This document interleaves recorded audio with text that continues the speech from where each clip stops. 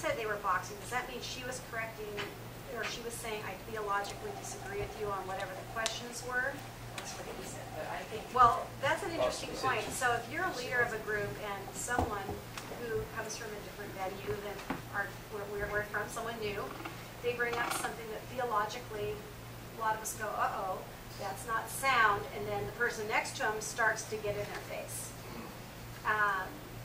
I think as a leader, you probably have to be the one that does the boxing and not allow the group to do that, because then you can get in a position of ridicule.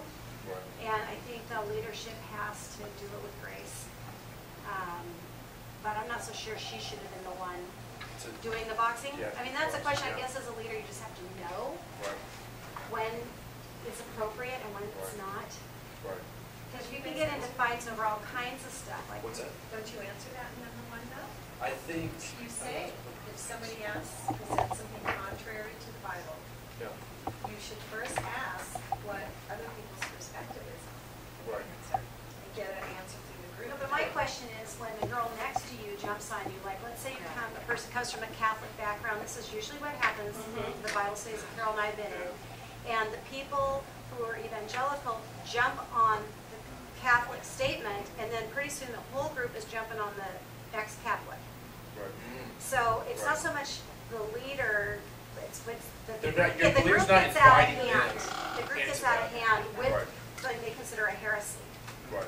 That is a difficult situation. Absolutely. You know, I find it, actually now looking at that, I find a situation that asking, you know, just, hey, you know, what do you guys think about how all of a sudden you've got something out of control? Well, unless you know the answer, and you get feedback, and you can kind of take it. These are great perspectives. We're okay with the word says. Or, if you don't know the answer, don't be afraid to say, you know, we're going to come back to that. I don't know. I think, Vicki, I like your answer. You address it, you give respect, you address the person, and so that's a great answer. We're not there right now, but you and I need to talk. Let's talk about it. This girl's jumping in. You know, I would tend to defend someone and go, you know, I appreciate, you know, your thoughts, but I think we need to be respectful of everybody in this room. And let's keep talking about this later. I don't want to sacrifice where we're going the whole for this, you know, someone. And that's where, in going back to respecting everyone in the group, that goes back to Mama Bear. The reason why we respect everyone in spite of background, in spite of religion, and that value in this group is why we made it to God. So this is, once again, that's a you just given a practical application, but that's from theology. And so, you know, regarding the including people and perspectives, one of the reasons why we feel like that's important to a degree, and, you know, until everything gets out of control, is because the worst situation is when the facilitator doesn't become a facilitator, but becomes the dominant teacher and leader, and I've got the answer for everything. That's horrible. So.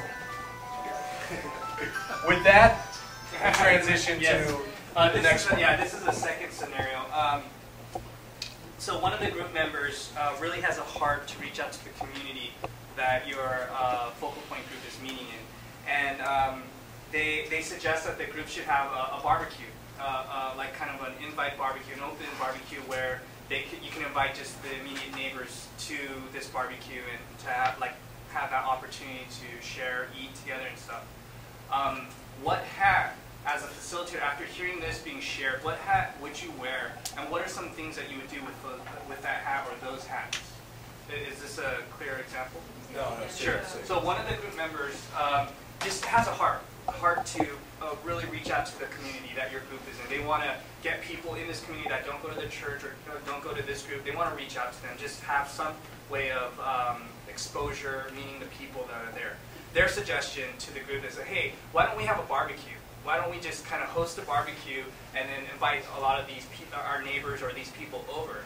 And but that person's not a facilitator. As a facilitator, when you hear this being shared and knowing that person, what hat would you wear and what would you do with that hat?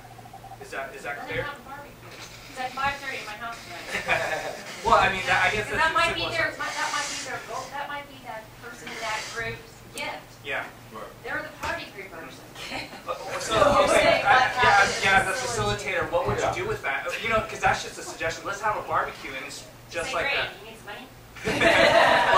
Well, what hat do you think that would fall under? Most likely, hearing this Great, and then, but does that But mean, that's- yeah, does that mean that you do everything? No. So what does a leader do? You know, as a facilitator, what does a leader do wearing that hat? What would you start doing? And I'm talking specifics, using this hypothetical scenario. Invite the whole group to take part in it. Just invite people and just make, I mean, the whole idea is to invite non-believers Mhm. and I don't get. Yeah. To keep Oh, it. no, that's good. Could Yeah, you give a that's- little bit more detail? Like, when you say invite the whole group, as a facilitator, what are some specifics like that? Who else thinks, does anybody else think this is a great idea? Yes. Yeah. And if so, when do you think we should do it? Good. And what role would you guys like to play? Great, yes.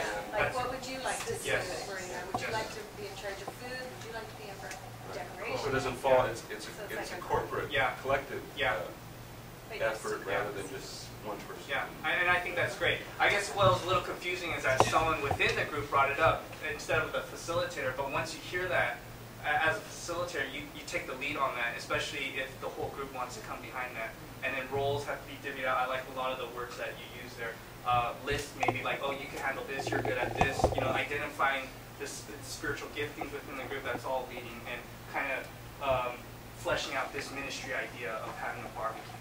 I think a huge part would be shepherding as well, because you're training this person to be another leader in the future, and just if he has this heart and he's leading up like, okay, this is my first step to being a leader, just guiding him like, remember what the focus of this was. Remember why you chose to do this barbecue in the first place.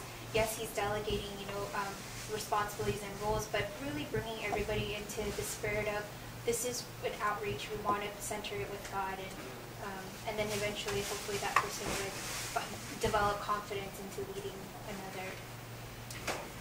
Yeah. You may even have to box with them a little bit, if say like after you kind of get a consensus that it's sort of ridiculous and maybe something that's not practical or something like that, and they're kind of bummed out, you might have to sort of like work with them on that. Yeah, I guess it might be boxing, and maybe it's not a theological thing, but perhaps the ministry or the idea that they give is just not, one, maybe it's not possible, or two, the group just isn't completely there yet.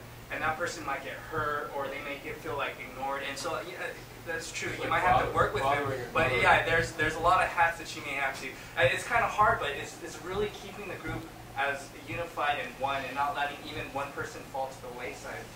Especially if you think that when someone shares an idea, and if that doesn't happen, a lot of people can get hurt or feel ignored, and they may shut down or withdraw.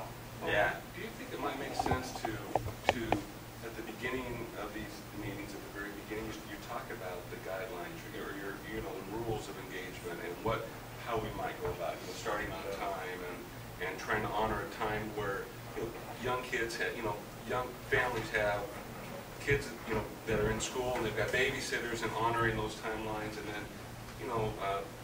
if there is confidential things that are shared, how we might go about it as a group, and just kind of set it up from the very beginning so that everybody's kind of on the same playing field from the very beginning. Along with that, I was in Bible study at Calvary Chapel for 25 years, and at the beginning, they also said we only go off the Bible. We don't bring in Catholic. My parents were Mormon. I was raised this.